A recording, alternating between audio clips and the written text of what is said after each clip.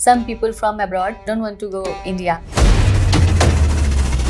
And some people just excited to come India. What is the reactions about India for the Western people? You will love it or you will hate it, to be honest. Very strong words, but it might be very extreme experience because it's so different here culturally. It's so different in terms of daily life, in terms of colors, sounds, smells, tastes. So not everyone is ready for this. I also think so. At the beginning, it might be challenging. So what kind of challenges you face in the India? It looked like a challenge, but then you understand it's not really a challenge, it's just different here. Yeah, it happened to me many times, like I was just talking to the guy in the tuk-tuk, asking about the road, and then he was like, so should I go in or not? Or you're not taking me? Many situations like this happened. Yeah. With some things, people are very strict. With some things, they're not at all. So when you come first time in Rishikesh, when you arrived, so how was the experience for you?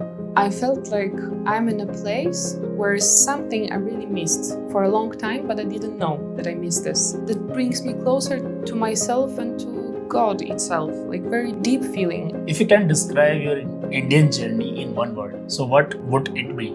Like for the first time, it's shocking because you see also poor people, you see poor children, you see, all of suffering also going on. At the same time, with the huge amount of happiness, with so many monks on the streets, people singing, having time of their lives. So it's all there, it's all imperfect and perfect at the same time.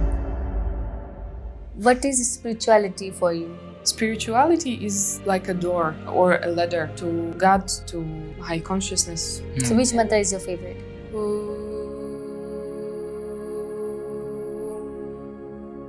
Asato ma satgamaya tamaso ma jyotirgamaya mrityorma amritam gamaya.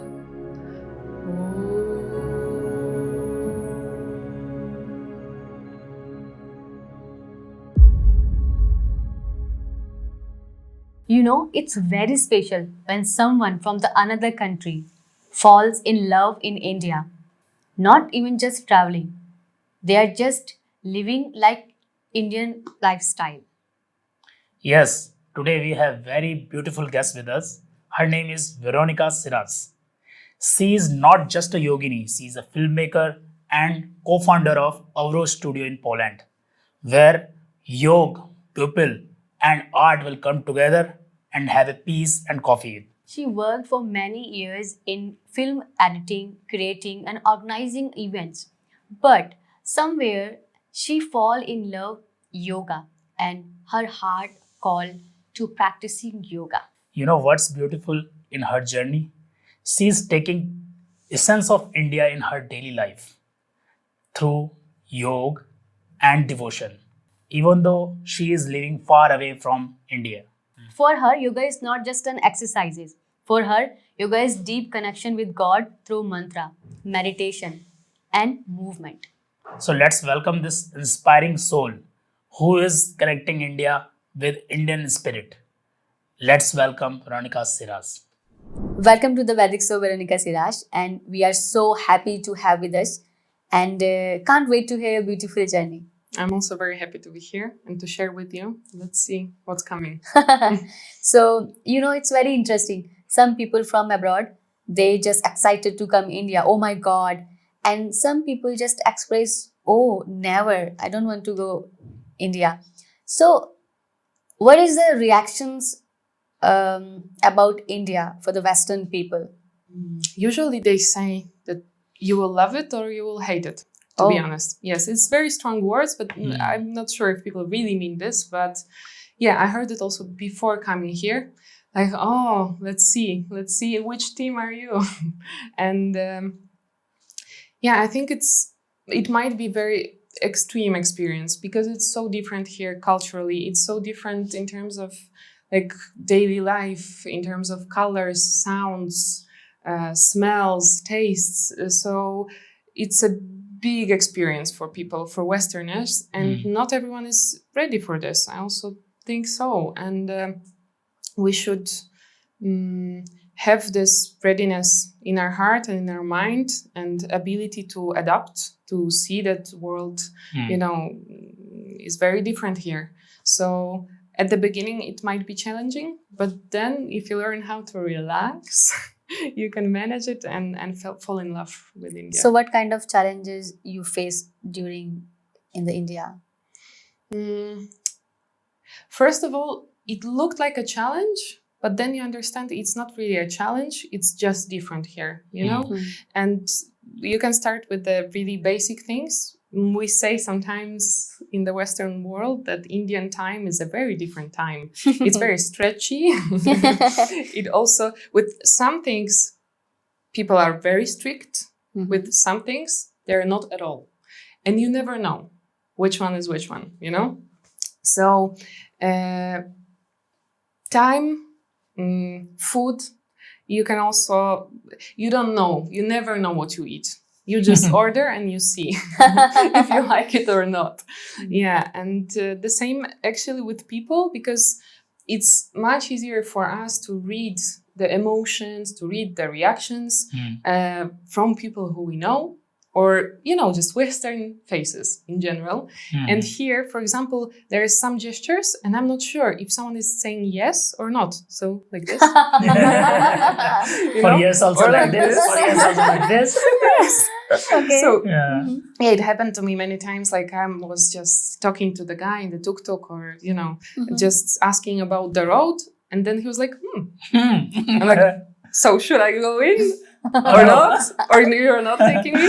Yeah, so many situations like this happened, and you never know what is really important and what is not. But after this time, we're here like almost 6 weeks. Then we can see and adapt and enjoy and relax. Like people are so open here, and of course, like in every country, you have different types of people. But here, I felt like they're really welcoming, warming. They want this contact, they want this exchange, and I enjoyed it a lot. Maybe this is because India is very versatile. And if you see nature also, if you talk about people also, if you talk about culture also, every state is having different culture, different kind of people, different kind of living standard. So I think because of that, you can be saying that you can found lots of struggles maybe, but culture is different. Versatility is there. Yes, and maybe because of this, also people, when they're choosing the place to go to India, they never know that this is different India here and different India there, and you choose the state, but it's so, even with the traditions and language, I heard like food also is very different. So it depends on the state, but I don't have so much experience to tell you how I feel in different places in India, but what I feel in general is this very open heart and more relaxed way of life, I would say. So tell me honestly, when you were packing your bags for India, so what you were having in mind? Just, okay, let's go it. Or it's a curiosity, or it's like some magic happened in your life? I think it's both, and curiosity and magic happening, and also very deep feeling, deep decision. That wasn't really like my decision from the mind. I felt like, yes, this is the place where I would love to go. But I think it started in the moment when I felt like, okay, I'm quite long already in my yoga practice, and I've never been to India, and I want to go to these roots. But previously, I never felt it, to be honest. Just like 7 years just practicing. And I have a really amazing teacher, so I didn't feel like I need something more to go deeper into the practice. But then slightly I started feeling something in my belly, like, and then I felt like I would love to deepen my practice, to understand the roots of yoga, to see these symbols here. And to be honest, it worked. It worked really amazingly, because I feel like I've unlocked some areas, and also some of the symbols really talk to me, like Ganesh symbol or Vishnu. Not all of them, but I felt like this emotional connection, and for me it wasn't possible previously when I wasn't here. I was just looking at the picture, it's just a picture, but nothing behind it.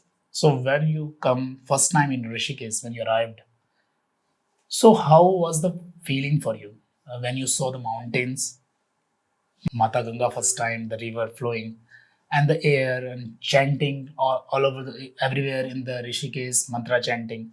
So how was the experience for you? I felt like I'm in a place where is something I really missed for a long time, but I didn't know that I missed this. And this is the very subtle, very special feeling that brings me closer to myself and to God itself, like very deep feeling. And to be honest, there is like couple things that brought this feeling into me. And I would say like 90% it's just mantra and songs and chanting and everything that I heard on the streets. Most of the Western people are saying India will not just change their address, it will change them completely from inside and outside. So how was the transformation for you? Is it changed completely from inside and outside or not? I think I will see the change when I will come back to my daily life, because it's easy now to say that what I feel and what I see in my, let's say, mental and physical and emotional body. But I think one aspect won't change, and this is very important thing, that I had this chance and I had this time to really feel that I can focus on the spiritual aspect.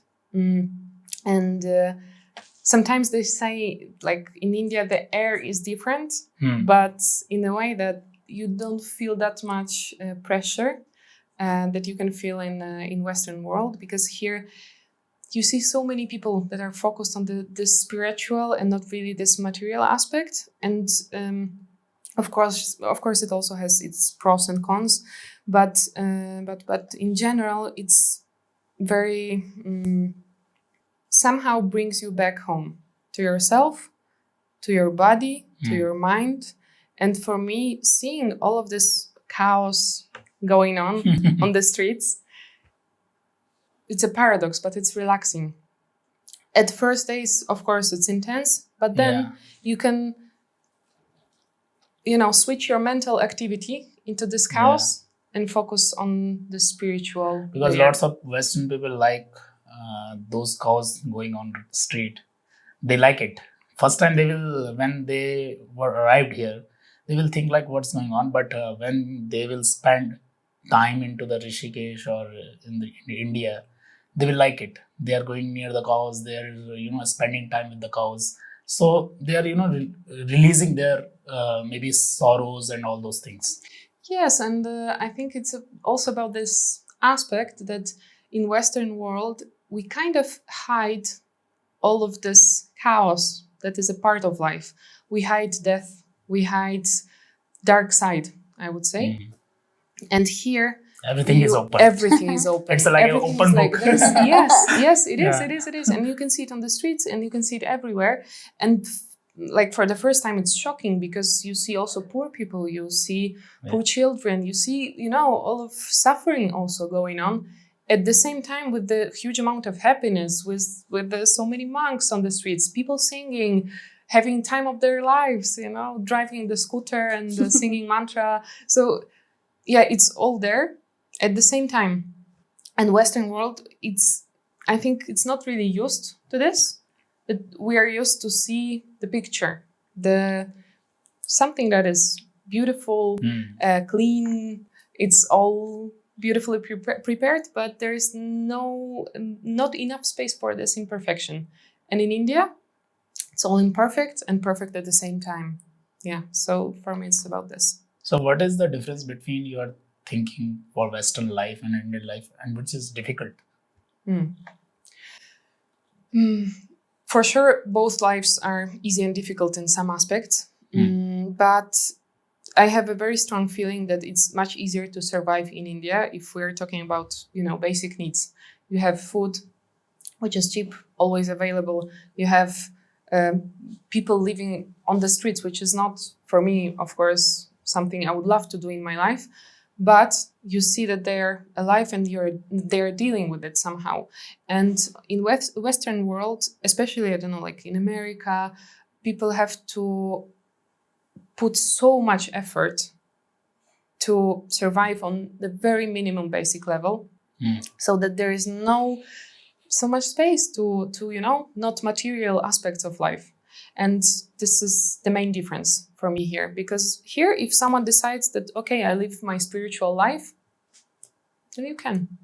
Yeah. And in Western world, I think it's much more tough to. Is it like a taboo? Or like what? Like a taboo? Taboo? No. It's like controversial if you're going towards the spiritual life. Depends, because if I would say to my family, like, guys, I'm going into my spiritual life like 100%, I'm not sure if they will be very happy, but they will accept it with time. Yeah, and I won't say it's taboo. It's just, you grow up in a context where you don't see those people. So you don't really see as an option for your life something like this. You just are in a default mode. Yeah, and to come out of this default mode, you have to come to India. So what is spirituality for you? Spirituality is like a door to, or a ladder to God, to high consciousness, whatever people call it. But this is like a very, very important part of life. And if I was going through some moments when I felt like I'm losing it, or like, yes, I don't really feel this contact. And that was a really tough time. And I understood that, okay, if I'm supposed to live my life this way, then it doesn't make sense. I need this connection. Spirituality. Yes. Mm-hmm. So when behind the camera we were talking about, you were discussing about one thing. You were painting one mantra, Sahana, Vavatu, Sahana, Vavatu, that mantra. And you were explaining in such a good way, like you were painting each and every part of the mantra with some, some consciousness, some meditation kind of imagination and all those things. Can you explain a little bit about that? Yes. So I felt connection to the spiritual world quite when I was quite young, and there was some different elements that appeared in my life very quickly when I was, I think, like 17. Maybe in India it happens much earlier, but yeah, some elements that just took my attention. And for many Westerners, I don't know, like singing mantra, it's like, very weird. It's different language. We're Christians. Why are we doing this? And I never felt something like this. I always kind of, I don't know, what was into this, and I didn't feel a block between me and this field. So for me, the easiest way to connect to God and to go into my spiritual path, to feel this connection, is sound and mantra. So which mantra is your favorite? There's many, but at this where moment, you feel more connection with that mantra. Sadgamaya. Wow. Yes, this is like it really touches my heart. Yes, and I cried a lot of times when I also listened to mantra, because when it's the right melody, that can really, really touch me deeply in a very subtle way and very quickly. Yes. And with other elements, like, I don't know, like visual aspect, or you have symbols, or you go to a very particular place, it's not that easy for me to feel this connection. But with sound, I can also, listen to Christian chor or different types of music, like spiritual music. It takes me very quickly to that space of spiritual, to the spiritual space. And a couple of years ago, I started exploring also, I don't know nothing about Sanskrit, but I started exploring the signs that are there. And I was just listening to those mantras and painting. Maybe you've seen like this huge Tibetan paintings, golden paintings on the black background. And I thought, wow, I like this so much. I cannot buy it. I cannot find it. Or if I could find it, this wasn't... So let's create it. Yes, yes, exactly. And then I just was sitting down and trying to recreate it and do these mantras. Which mantra? I started first from the mantra I found out from my teacher. Probably it's not popular here. It's called Uyam, Vayam. I can just send you it later. And it started from this. And then I was doing like Ashtanga opening mantra, Ashtanga closing mantra, Sahana, Vavatu, Asatoma, Sadgamaya, Lakratunde. So yeah, it was a lot. I was just practicing, and it brought me in a very meditative state. And I also, always loved the details and just to be really focused. And at the same time, I was listening to the mantra and also to Christian, like horse. And somehow it took me in a very meditative state. And then I couldn't find a bigger one to buy. And we opened a yoga studio in Krakow, in Poland. And I couldn't find, and I really wanted it to be there, that you enter the place and you see like a huge mantra on the wall. And also in a way, kind of not really a protection, but, a door that is putting the spirit into the place. Yes. And I felt like, okay, the place is beautiful, but it's empty and we need a spirit there. And I didn't want to, put many small things because, I wanted it to keep empty. And I was like, okay, let's do it. Mantra is having a power also. It's a very huge power. Yes. And in the center, it's Om. So you just enter and you see this mantra and immediately brings people in a very different state. No one is laughing loudly. They feel already, okay, I'm just, tone of voice is changing. And it changes the vibe and it changes the way how people behave. Just by itself, because the spirit is there. And then I just started. And I bought like a huge, the background for mantra. And it's like 1 meter 60 centimeters and it's square. It couldn't fit in the car, so we needed to grab it. And lots of things happened. Yes, struggles, but at the end you had a good shape. Yes, I had a good shape. I started painting, and this time I was doing it with the black paint and then golden paint all over around. I don't know how much time it took me, but to be honest, that was such a beautiful process. So when you were painting, that time what was the thoughts were coming in your mind when you were painting each and every word? Because you were painting mantra. Yes, so already energy is there. I don't really remember the thoughts. I remember the feeling. And it was very, very much focused. And at the same time, like I felt like I'm going deeper into myself and finding connection with this mantra and in general with the meaning behind this mantra, because it was Sahana Vavatu and we didn't know how it's going to be when we opened the studio and people come to this place. Like, how do we want to share? How do we want to, lead the practices? What people we want to have there? So for me, it was like focusing very much on the most important aspect there, this spirit aspect. Because if it's gonna be okay, if I put effort into this, then everything's gonna work. So I saw a few days before on your feed, you were dancing in Indian Bollywood song. So how was your experience? Is it easy or difficult? It wasn't difficult. It wasn't easy. It was just pure joy, and I enjoyed it so much. And the girl that was showing us, she also was very patient. She showed us many times. Yeah, and I really, really like this experience, to be honest. My feet still feel this, so I cannot walk normally because it was intense. But I liked it a lot. Same as just Indian music. We've been to many concerts during this time here. We've been to different like pujas, Ganga Aarti, all of this those elements all together, it's like one beautiful Package. story. But yes, Yeah. Indian package. Indian package that I would recommend to everyone Yeah. to Thank to you go so through much. it at least once in a lifetime. If you can describe your Indian journey in one word, so what would it be? I would say it's a flower.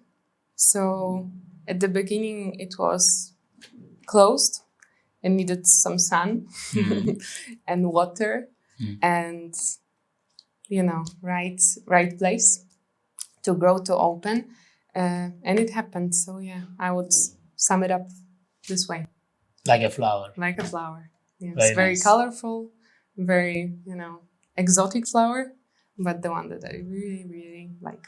So this is the last question of this episode. So can you chant any mantra for our viewers? I will try. Uh-huh. It's always hard for me to do it in front of people, but I will try. Thank you.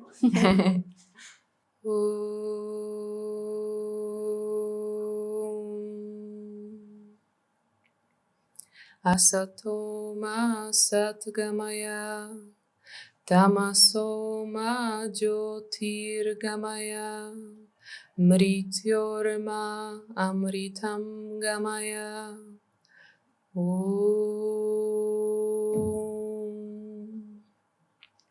Vakratunda Mahakaya Suryakoti Samaprabha Nirvignam Kurumedeva Sarvakareshu Sarvada.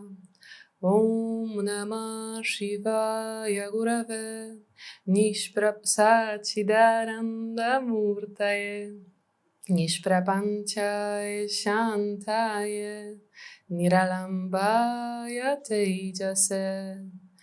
Om Asato Ma Sadgamaya Tamaso Ma Jyotirgamaya Mrityorma Amritam Gamaya. Om Asato Ma Sadgamaya Tamaso Ma Jyotirgamaya Mrityorma Amritam Gamaya. Om Asato Ma Sadgamaya Tamaso Ma Jyotirgamaya Mrityorma Amritam Gamaya. Om Shanti Shanti Shanti. Very nice. Wow, amazing. Amazing. Thank you. It's so very nice to hear your voice. Thank you so much. Nice pronunciation also. I try. Very nice. Not easy, but yeah. Yeah. Still. Veronika, the way you express your journey and the spirituality, yoga, and lots of things about your life, it was very beautiful. And we enjoyed a lot. Thank you so much. I enjoyed a And lot as touched our well. heart also. I'm very happy. I'm very happy to be here, to experience, to enjoy. Tomorrow we are leaving, so for me this is also a very nice, finishing of the journey. To have the chance to just exchange it with you and talk about this. Thank you so much. If you want to give any message to our viewers by your heart, so please you can. About India, about spirituality. If you're ready to open your heart fully, you should come here, for sure. Thank you so much. Thank you. Thank you. Thank you all of you tuning in with the Vedic Show. If you get inspired, please subscribe and share this episode with your friends. If you like this podcast and if you have any suggestions, you can comment in our comment box. Till the next time, stay peaceful, stay mindful, and be with divine rhythm inside yourself. If you didn't subscribe our channel yet, please subscribe the channel and press the bell icon so that you will always connected with us and you will get all the notification of our podcasts. We observed you are coming to our channel but you are not subscribing our channel a lot. Please subscribe as much as you can so that we can organize more valuable guests in our podcast. We have an Instagram page, TVS English. So you can go there and follow our Instagram page so you can find the short clip of our guest. We are in Spotify as well. You can listen us in Spotify. Description will be on the description box. See you soon in our next episode. Namaste.